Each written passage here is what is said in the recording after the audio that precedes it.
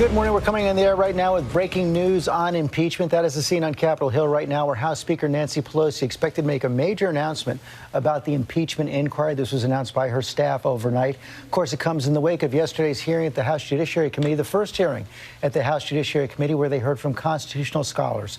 3 constitutional scholars chosen by the Democrats who strongly supported the idea of impeachment based on the evidence gathered so far in the House Intelligence Committee. Also, Republican witness Jonathan Turley from George Washington University, who said the Democrats should take more time, get more witnesses. I want to go to our senior congressional correspondent, Mary Bruce, who's on Capitol Hill. We know, Mary, that before that hearing, Speaker Pelosi met with her colleagues and asked, are you ready for an impeachment? Yeah, George, and in response to that question, the Speaker did not get any objections in the room. She has been taking the temperature of her members. And look, while it has been very clear for weeks that Democrats are certainly moving in the direction of impeachment, Speaker Pelosi herself has been very coy. She has not directly said whether or not she believes the president should be impeached. She has said she's reserving judgment, waiting for this investigation to play out, waiting to see where the facts lead. The big question this morning, is she about to come into that room and say that she is ready to take the next step? Will she announce that she now believes the president has abused his power and should be impeached? And if she does, will she offer any clues about the scope of any impeachment or any timeline as they look to make this next step? Those are the big questions, Mary. Right, I'm here with Kate Shaw, constitutional scholar as well. And we did see some clues yesterday from the chairman of the House Judiciary Committee, Gerald Nadler, that perhaps they would try to include the facts about obstruction from the Mueller report in an article of impeachment here. That's right. So, of course, the Intelligence Committee really focused on the Ukraine episode. But Nadler yesterday opened by talking about 2016 and Russia. And he quoted from the Mueller report, the Trump campaign welcomed and benefited from Russian interference in the 2016 election.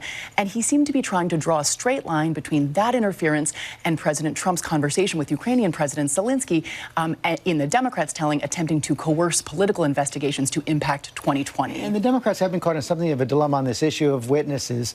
They haven't gotten the testimony from people like Rudy Giuliani, from Mike Pompeo, Secretary of State, from Mick Mulvaney, the OMB director, who might be able to strengthen their case, yet they know if they go to court, they could also run out for months and months. That's right. The Democrats seem to want to move quickly on this, and courts tend to move slowly. So some time ago, I think the Democrats seem to have made the strategic call. Rather than trying to litigate all of this to completion, they would simply look at the universe of evidence available to them. And they got quite a lot. Many witnesses, despite White House objections, did come forward and testify. But of course, as you say, some critical witnesses have been so far unwilling to testify. So some of this is continuing to play out in court. And I think it's at least conceivable that although the House hasn't gotten any of this testimony, if there's more to happen in the Senate, some of that could still be in play by the time we get to a Senate trial. Witnesses at the Senate. House Speaker Nancy Pelosi has been calling the shots on impeachment.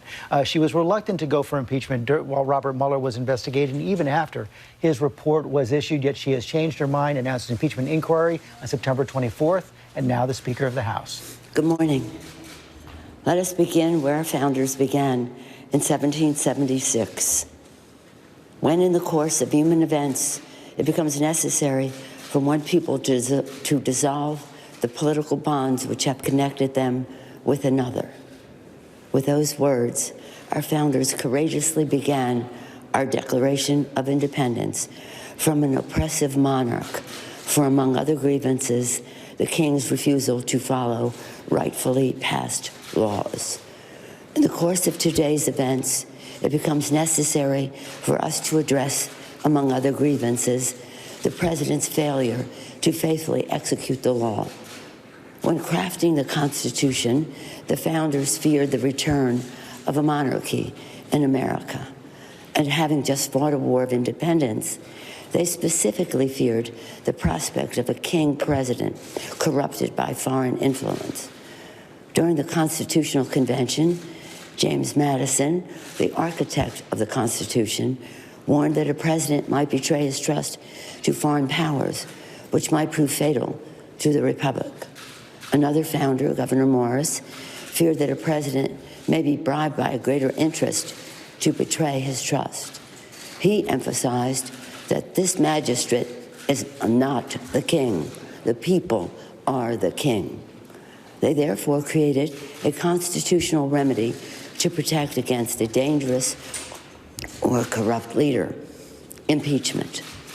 Unless the Constitution contained an impeachment provision, One founder warned a president might, quote, spare no effort or means whatsoever to get himself reelected. Similarly, George Mason insisted that a president who procured his appointment in his first instance through improper and corrupt acts might repeat his guilt and return to power. During the debate over impeachment at the Constitutional Convention, George Mason also asked, "Shall any man be above justice? Shall that man be above it who can commit the most extensive injustice?" In his great wisdom, he knew that injustice committed by the president erodes the rule of law, the very idea of fair justice, which is the bedrock of our democracy. And if we allow a president to be above the law, we do so surely at the peril of our republic. In America, no one is above the law.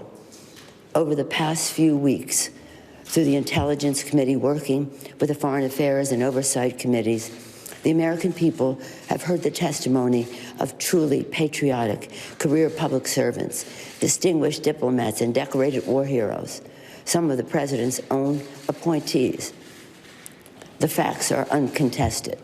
The president abused his power for his own personal political benefit at the expense of our national security by withholding military aid and crucial Oval Office meeting in exchange for an announcement of an investigation into his political rival.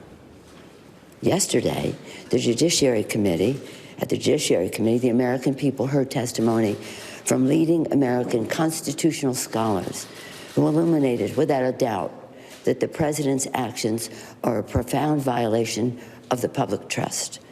The president's actions have seriously violated the Constitution, especially when he says and acts upon the belief, Article 2 says I can do whatever I want. No, his wrongdoing strikes at the very heart of our Constitution, a separation of powers, 3 co-equal branches, each a check and balance on the other. A republic, if we can keep it, said Benjamin Franklin. Our democracy is what is at stake. The president leaves us no choice but to act because he is trying to corrupt, once again, the election for his own benefit. The president has engaged in abuse of power, undermining our national security and jeopardizing the integrity of our elections. His actions are in defiance of the vision of our founders and the oath of office that he takes to preserve, protect, and defend the Constitution of the United States. Sadly, but with confidence and humility, with allegiance to our founders and a heart full of love for America, today I am asking our chairman to proceed with articles of impeachment. I commend our committee chairs and our members for their somber approach to actions which the president had not made necessary. In signing the Declaration of Independence, our founders invoked a firm reliance on divine providence. Democrats, too, are prayerful, and we will proceed in a manner worthy of our oath of office to support and defend the Constitution of the United States from all enemies, foreign and domestic. So help us God. Thank you. There you have it from the Speaker of the House, Nancy Pelosi, saying America's democracy is at stake. The president has left us no choice. She will direct her committee chairman to draw up articles of impeachment. Mary Bruce up on Capitol Hill. We've known that she's been heading in this direction for weeks and months, rooted the announcement of an inquiry into the Constitution, the announcement of articles of impeachment, and the Declaration of Independence. And George, you heard from the speaker there. She says the facts are uncontested. The president has abused the office for his own personal benefit. And she went on to note that this is important to do right now because she says the president leaves us no choice because he is jeopardizing the current election. She, of course, says that she is now leaving it up to judiciary to go ahead and draft articles of impeachment. And based on what we heard from Chairman Nadler yesterday at that hearing, they seem likely to pursue articles based around abuse of power, possibly bribery, and also obstruction. And Kate Shaw here as well. We didn't get a lot from the speaker there on what the scope of the articles would look like, but we do know it's going to be focused on those requests to Ukraine, and she emphasized the announcement of an investigation when she talked about that. Didn't get into any details on obstruction. No, but I think that the kind of abuse of power, the violation of the oath of office, those were the themes that she sort of returned to. And so interesting that she starts with the Declaration of Independence, which some scholars say kind of begins with almost articles of impeachment against the monarch from whom the colonists were breaking.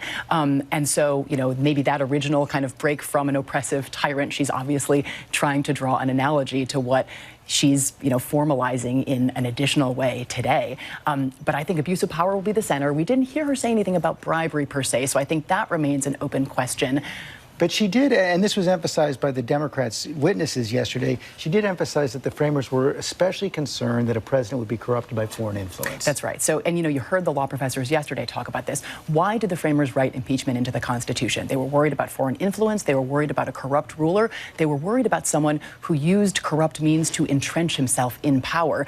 Some of the testimony yesterday suggested that this saga is a perfect storm of all of those kinds of considerations, and she seemed to allude to all of that today. Okay, Kate, thanks very much. Senior White House correspondent Cecilia Vega there in Washington. The president probably saw this coming, had a tweet earlier this morning telling the Democrats move fast. Yeah, George, he, in fact, definitely was watching this one. He's here in the White House right now. He says this morning over Twitter, if you're going to impeach me, do it now fast so we can have a fair trial in the Senate and so that our country can get back to business. So now we know the president, his allies on Capitol Hill, his allies here in the White House and outside are now gearing up for a trial in the Senate. They want to call live witnesses.